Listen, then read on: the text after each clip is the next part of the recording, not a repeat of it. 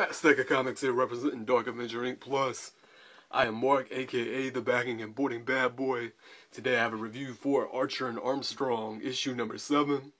I just want to say I still love this book, enjoying it. I've got all of the complete 90s run of Archer and Armstrong. I've got all the new books.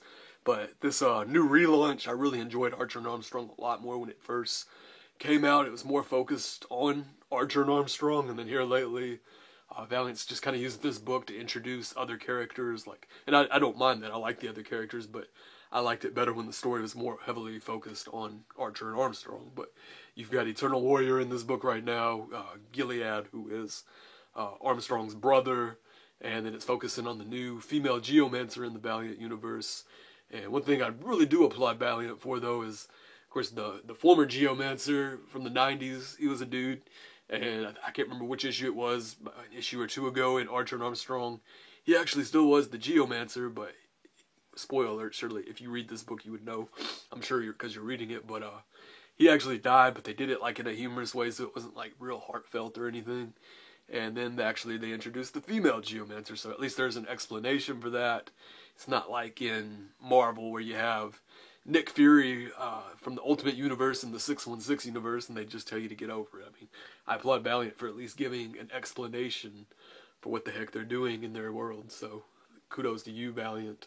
But basically, this book, though, it's got Eternal Warrior in there, it's got the Geomancer, Archer and Armstrong, so if you are a Valiant fan, you want to be reading this, because a lot of classic Valiant characters are popping up in this book right here, and they are all working together to save the world, basically, against like all these different cult groups that are like hell-bent on world domination. They come together to like solve mysteries and just take down, cult groups and people that are doing corrupt stuff.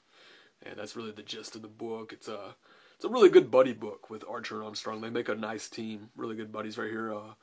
Armstrong, more, he's kind of like John Candy almost, like a tough John Candy. A lot of Valiant books remind me of old 80s flicks, actually, too, which is a good thing. I think 80s movies are great. But, of course, it's definitely set in present times. Very relevant, don't get me wrong. They're not like, they are relevant with current times and things like that. But Armstrong's more of the goofy guy, and then Archer, a little more serious, and he grew up like in a really sheltered household and everything, and he's just kind of experiencing the world a little bit more now, but he's more cut and dry. He shoots real straight with you and everything. So it's a cool book. I'd just be glad when this gets back more focused on Archer and Armstrong. And I would love to see Eternal Warrior get his own book. So hopefully that happens eventually.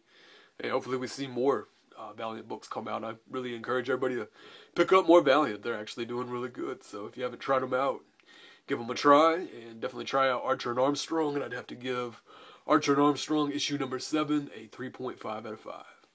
Alright guys, till next review, stay action-packed, and may your stack be fat.